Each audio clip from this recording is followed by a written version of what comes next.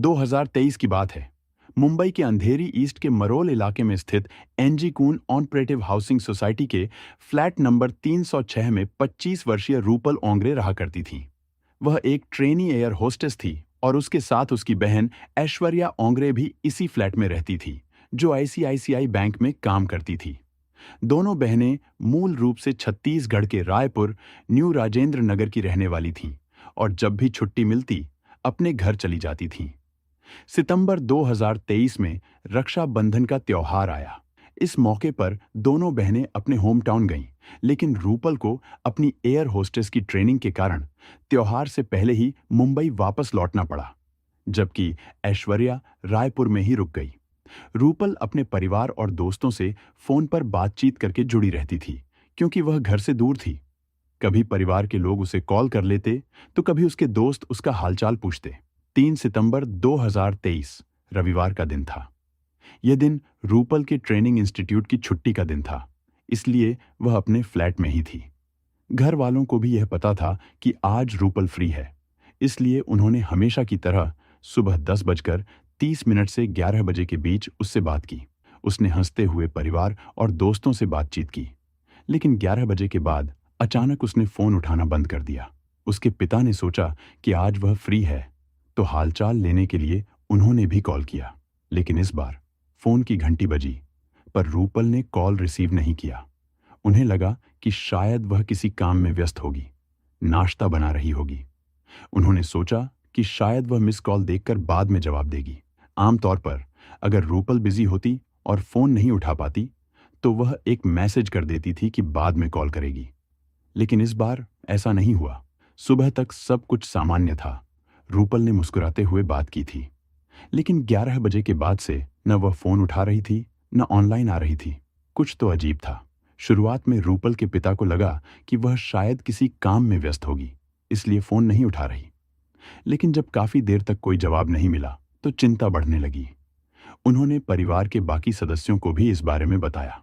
अब सभी अपनी अपनी ओर से रूपल को कॉल करने लगे, लेकिन हर बार फोन की घंटी बजती और कट जाती, कोई जवाब नहीं। सुबह से लेकर दोपहर और फिर शाम तक वक्त खिसकता गया, लेकिन रूपल का फोन अब भी बंद था। घर में बेचैनी बढ़ने लगी, क्योंकि वह मुंबई में अकेली थी। परिवार का वहां कोई करीबी रिश्तेदार भी नहीं था जो जाकर देख सके। जब चिंता हद से ज्यादा बढ़ गई, तो रात करीब 9 बजे ऐश्वर्या ने मुंबई में अपने एक दोस्त से संपर्क किया। उसने तुरंत दोस्त को बताया कि रूपल सुबह से फोन नहीं उठा रही और वह फ्लैट में अकेली है, इसलिए जाकर देखना जरूरी है कि वह ठीक है या नहीं। 9:30 पर ऐश्वर्या का दोस्त रूपल की बिल्डिंग पहुंचा। उसने सिक्योरिटी गार्ड को पूरी स्थिति समझाई और फ्लैट नंबर 306 में जाने की अनुमति मांगी। इस बिल्डिंग में आने जाने वालों का पूरा रिकॉर्ड रखा जाता था। कौन आया, कब आया, किससे मिलने आया, सब कुछ रजिस्टर में दर्ज किया जाता था। सिक्योरिटी गार्ड और कुछ अन्य लोगों के साथ ऐश्वर्या का दोस्त फ्लैट नंबर 306 के दरवाजे तक पहुंचा। डोरबेल बजाई गई, लेकिन अंदर से कोई प्रतिक्रिया नहीं मिली। कई बार घंटी बजाने और दरवाजा खटखटाने के बावजूद भी कोई जवाब नहीं आया। जब दरवाजा खोलने की कोशिश की गई, तो पता चला कि वह लॉक था। अब ऐश्वर्या को पूरी स्थिति और भी संदिग्ध लगने लगी। उन्होंने अपने दोस्त से कहा कि पास के एक चाबी बनाने वाले को बुलाओ, जो डुप्लीकेट चाबी बना सकता है। इस बीच सिक्योरिटी गार्ड ने बिल्डिंग मैनेजमेंट को भी सूचना दे दी कि फ्लैट में एक लड़की अकेली है और सुबह से कोई जवाब नहीं दे रही। कुछ ही देर में बिल्डिंग के अधिकारी भी मौके पर पहुंच गए। चाबी बनाने वाला भी फ्लैट के बाहर आ चुका था। उसने कड़ी मशक्कत के बाद आखिरकार दरवाजा खोल दिया। हालांकि रूपल और ऐश्वर्या इस फ्लैट में किराए पर रह रही थीं, लेकिन इस अपार्टमेंट के असली मालिक कहीं और रहते थे। उनके पास डुप्लीकेट चाबी थी, लेकिन उसे लाने में समय लग रहा था। हर गुजरता सेकंड भारी पड़ रहा था, इसलिए चाबी के एक्सपर्ट को बुलाकर दरवाजा खुलवाया गया। जैसे ही दरवाजा खुला, ऐश्वर्या का दोस्त और कुछ अन्य लोग अंदर दाखिल हुए, लेकिन अंदर का नजारा देखकर सबके रोंगटे खड़े हो गए। लिविंग रूम की फर्श पर खून के धब्बे फैले हुए थे। घर का सामान बेतरतीब बिखरा पड़ा था।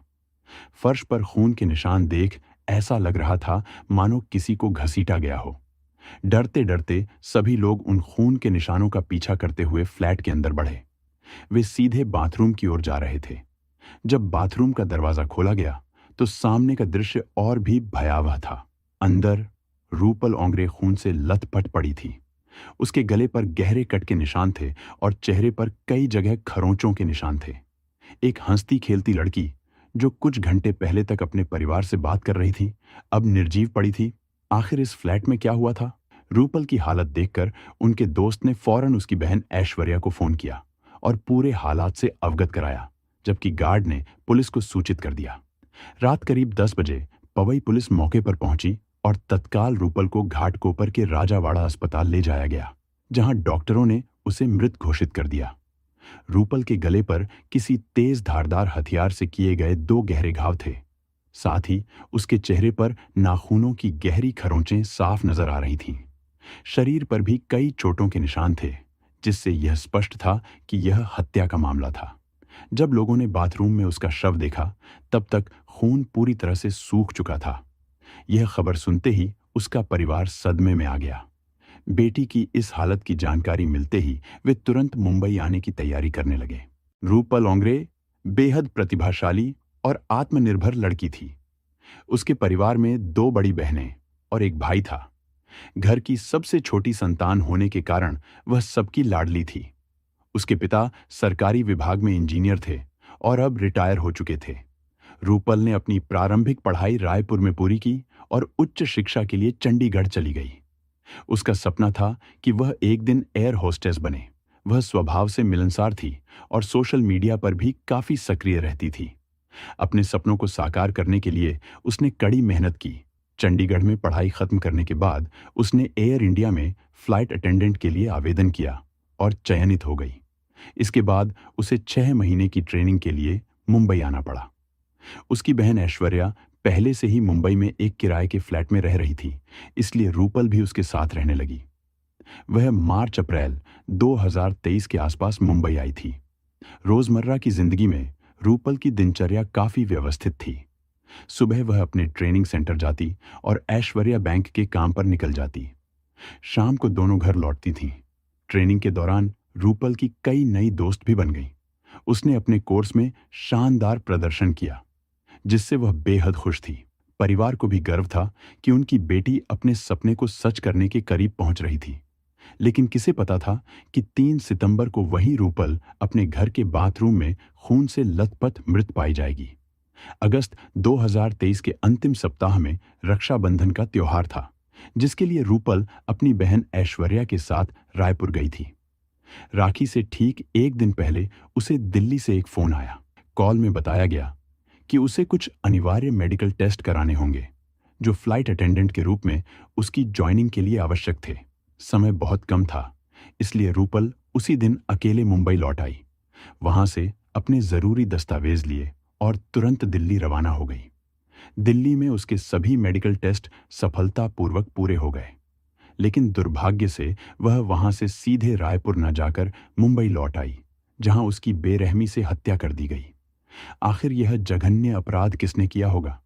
पवई पुलिस ने उसी रात जब उसका शव बरामद किया, तब आईपीसी की धारा 302 के तहत हत्या का मामला दर्ज कर लिया और जांच शुरू कर दी। इस केस की गंभीरता को देखते हुए लोकल पुलिस और क्राइम ब्रांच की संयुक्त 8 टीमें बनाई गईं, जो बाद में बढ़कर 12 हो गईं। पुलिस ने सबसे पहले फ्लैट की गहन जांच शुरू की। फॉरेंसिक एक्सपर्ट्स और फिंगरप्रिंट विशेषज्ञों को बुलाया गया। टेक्निकल टीम ने भी अपनी जांच शुरू कर दी। परिवार और करीबियों से पूछताछ में पता चला कि 3 सितंबर की सुबह 11 बजे तक सब कुछ सामान्य था। रूपल ने फोन पर बातचीत की थी और बिल्कुल ठीक लग रही थी, लेकिन 11 बजे के बाद से उसने किसी भी कॉल का जवाब देना बंद कर दिया। जांच के दौरान पुलिस ने बिल्डिंग की सुरक्षा व्यवस्था की गहन पड़ताल की। वहां लगे सीसीटीवी कैमरों के फुटेज निकाले गए। संडे होने के कारण ज्यादातर लोग घरों में ही थे। पुलिस ने जब फ्लैट की जांच की तो पाया कि वहां से कोई भी कीमती सामान गायब नहीं था। रूपल का मोबाइल भी फ्लैट के अंदर ही था। गहने और नकदी भी सुरक्षित रखे हुए थे। पुलिस को कहीं भी जबरन घुसपैठ या तोड़फोड़ के संकेत नहीं मिले। जब फोन की कॉल डिटेल्स खंगाली गईं तो शक गहराने लगा। ऐसा लग रहा था कि फ्लैट में कोई जान पहचान वाला ही आया था, जिसे रूपल ने खुद अंदर आने दिया होगा। लेकिन वह व्यक्ति आखिर था कौन? रूपल की मौत की गुत्थी सुलझाने के लिए पुलिस ने अपनी जांच को तेज कर दिया था। सीसीटीवी फुटेज, एंट्री रजिस्टर और सिक्योरिटी गार्ड से मिली जानकारी को ध्यान से खंगाला गया। इन सब के आधार पर पुलिस को 35 ऐसे लोगों की लिस्ट मिली जो उस दिन बिल्डिंग में आए थे।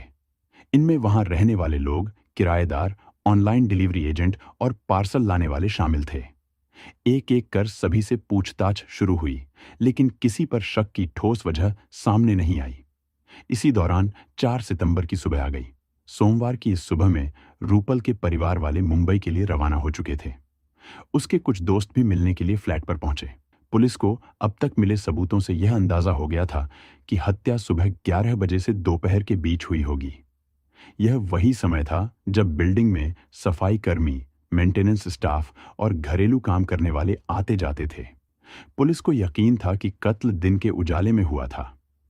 अब पुलिस ने हाउसकीपिंग कंपनी से संपर्क किया और उस दिन ड्यूटी पर रहे कर्मचारियों की लिस्ट निकलवाई। इसके अलावा उन घरेलू सहायकों की जानकारी भी जुटाई गई जो अलग अलग फ्लैट्स में काम करते थे। जब रूपल के परिवार और दोस्तों ने पुलिस से बातचीत की तो यह स्पष्ट हुआ कि उसकी जिंदगी में कोई बड़ा तनाव नहीं था। पुलिस ने कई एंगल से छानबीन की, लेकिन न किसी दुश्मनी का संकेत मिला और न ही कोई प्रेम संबंध इस मामले से जुड़ा दिखा।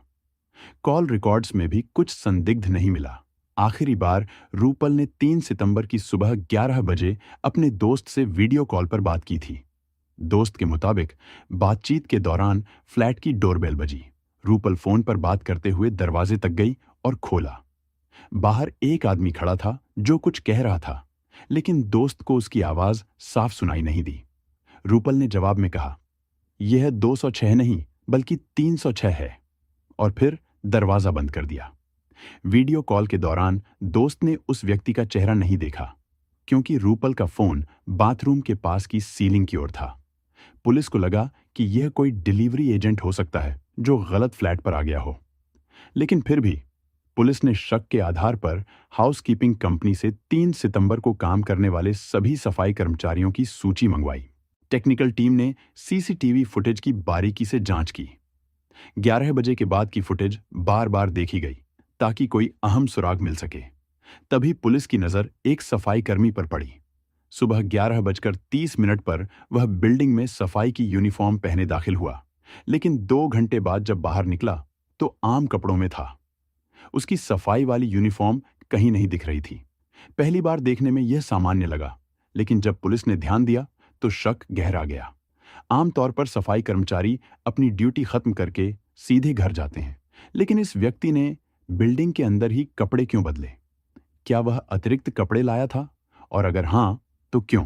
बिल्डिंग मैनेजमेंट और हाउसकीपिंग कंपनी से पूछताछ की गई। सब ने यही बताया कि सफाई कर्मचारी बिल्डिंग में कपड़े नहीं बदलते, लेकिन इस मामले में कैमरा कुछ और दिखा रहा था। पुलिस ने सफाई कर्मचारियों की पूरी लिस्ट तैयार की और सभी को बुलाकर पूछताछ शुरू कर दी। यही वह वक्त था जब पुलिस उस सफाई कर्मी से मिली जिसे कपड़े बदलते हुए देखा गया था। उसका नाम विक्रम अटवाल था। उसकी पत्नी भी उसी बिल्डिंग में घरेलू काम करती थी। विक्रम की जिम्मेदारी कॉरिडोर और सार्वजनिक स्थानों की सफाई करने की थी। वह कभी कभी अतिरिक्त पैसे कमाने के लिए टॉयलेट्स भी साफ कर लेता था। विक्रम पवई के पास तुंगा गांव में रहता था। वह मूल रूप से हरियाणा का रहने वाला था और कई सालों से मुंबई में सफाई कर्मी के रूप में काम कर रहा था। पुलिस ने जब उससे पूछताछ शुरू की तो तुरंत शक गहरा गया। विक्रम के हाथ में पट्टी बंधी थी। उसके सिर और गले पर भी चोटों के निशान थे। खासकर उसके हाथ पर गहरी चोट थी, जिस पर ताजा पट्टी लगी हुई थी। यह कहानी 4 सितंबर की सुबह की है, जब पुलिस ने विक्रम अटवाल से पूछताछ शुरू की। पिछली रात रूपल का शव बरामद हुआ था और अब पुलिस को विक्रम के हाथों, सिर और गले पर चोट के निशान दिखाई दिए। जब उससे इन चोटों के बारे में सवाल किया गया तो उसने सफाई देते हुए कहा कि ये चोटें उसे सफाई के दौरान लगी थीं। पुलिस ने उसके बयान को दर्ज किया, लेकिन शक बरकरार रहा। जांच जैसे जैसे आगे बढ़ी, नए सुराग सामने आने लगे। विक्रम की पत्नी से पूछताछ की गई, जो अलग अलग फ्लैट्स में घरेलू काम करती थी। उसने बताया कि 3 सितंबर रविवार को वह छुट्टी पर थी, लेकिन विक्रम हमेशा की तरह काम पर गया था। अब शक और भी गहरा गया। पुलिस ने 4 सितंबर को ही विक्रम को हिरासत में लेकर सख्ती से पूछताछ शुरू की। उसके बयान बार बार बदल रहे थे और खास तौर पर उसके कपड़े बदलने की वजह पुलिस को गले नहीं उतर रही थी। सिक्योरिटी गार्ड, सफाई कर्मियों और अन्य कर्मचारियों से पूछताछ के दौरान यह खुलासा हुआ कि हाल ही में रूपल और विक्रम के बीच बहस हुई थी। जब पुलिस ने विक्रम से और दबाव बनाकर पूछताछ की तो आखिरकार वह टूट गया और अपना अपराध कबूल कर लिया। उसने माना कि वही रूपल ओंगरे का हत्यारा था। रूपल ने 3 सितंबर को सुबह उसे अपने फ्लैट में बुलाया था क्योंकि बाथरूम की पाइप जाम हो गई थी। विक्रम पहले से ही इस वारदात की योजना बना चुका था। उसने 3 दिन पहले ही एक तेज धार वाला चाकू खरीद लिया था। रूपल के फ्लैट में पहुंचते ही दोनों के बीच किसी बात को लेकर बहस हुई और इसी दौरान विक्रम ने अपने कपड़ों में छिपा हुआ चाकू निकाला, लेकिन रूपल ने बहादुरी से उसका मुकाबला किया। उसने विक्रम के हाथ से चाकू छीनने की कोशिश की और लकड़ी के हैंडल से उसके सिर पर वार कर दिया। इस संघर्ष में विक्रम को गंभीर चोटें आईं, लेकिन उसने खुद को संभालते हुए दोबारा चाकू पर कब्जा कर लिया और रूपल के गले पर वार कर दिया। फिर भी रूपल ने हार नहीं मानी, लेकिन विक्रम ने एक और घातक वार किया जिससे उसकी जान चली गई। उसने शव को लिविंग रूम से घसीटकर बाथरूम में बंद कर दिया। इसके बाद विक्रम ने खुद को साफ किया, अपने खून से सने कपड़े बदलकर नए कपड़े पहने और बिल्डिंग में 1.5 घंटे तक रुका रहा ताकि किसी को शक न हो। पुलिस पूछताछ में विक्रम ने बताया कि रूपल हमेशा उसकी सफाई के काम को लेकर शिकायत करती थी, जिससे उसे गुस्सा आता था। लेकिन क्या इतनी सी बात पर कोई किसी की हत्या कर सकता है? कुछ रिपोर्ट्स के अनुसार विक्रम की नीयत रूपल को लेकर ठीक नहीं थी और जब उसे मौका मिला तो उसने अपनी घिनौनी योजना को अंजाम दिया। 5 सितंबर को पुलिस ने विक्रम को कोर्ट में पेश किया और 3 दिन की रिमांड ली। इसी दौरान पुलिस ने बिल्डिंग के पास झाड़ियों से हत्या में इस्तेमाल किया गया चाकू और विक्रम के खून से सने कपड़े बरामद किए। अब पुलिस को क्राइम सीन रिक्रिएट करना था और मामले की पूरी गुत्थी सुलझानी थी। 8 सितंबर को विक्रम की रिमांड खत्म होने वाली थी, लेकिन उसी सुबह जेल में एक चौंकाने वाली घटना हुई। जब कांस्टेबल ने कैदियों की गिनती की तो विक्रम लापता था। जब पुलिस ने जेल के टॉयलेट का दरवाजा तोड़ा तो देखा कि विक्रम ने अपनी पैंट से फंदा बनाकर आत्महत्या कर ली थी। उसे तुरंत अस्पताल ले जाया गया, लेकिन डॉक्टरों ने उसे मृत घोषित कर दिया। पोस्टमार्टम में पुष्टि हुई कि उसने खुदकुशी की थी। जेल में रहते हुए वह बेहद गुमसुम था और पछतावे में डूबा हुआ था। उसने एक जेल गार्ड से कहा था, मुझे रूपल की हत्या नहीं करनी चाहिए थी। मेरी जिंदगी खत्म हो गई है। अब मैं जेल में सड़ने वाला हूं। शायद इसी अपराध बोध में उसने इतना बड़ा कदम उठा लिया। इस केस में विक्रम ही मुख्य आरोपी था, लेकिन उसके खुद के जीवन के अंत ने इस मामले को और जटिल बना दिया। रूपल के परिवार को अब भी शक है कि इस साजिश में और लोग शामिल हो सकते हैं और उन्होंने न्यायिक जांच की मांग की है। यह पूरी घटना बेहद दुखद है। एक निर्दोष लड़की की हत्या और फिर हत्यारे का जेल में खुद का अंत। यह मामला हमें सतर्क रहने और अपनी सुरक्षा को प्राथमिकता देने की सीख देता है। इस वीडियो का उद्देश्य भी यही है कि आप जागरूक रहें और सतर्कता बरतें। अगर आपको यह वीडियो पसंद आया हो तो लाइक करें और हमारे चैनल को सब्सक्राइब करें। बेल आइकन दबाना न भूलें ताकि आप हमारी हर नई वीडियो की अपडेट सबसे पहले पा सकें। फिर मिलेंगे एक नए केस के साथ। तब तक के लिए सतर्क रहें, सुरक्षित रहें। धन्यवाद।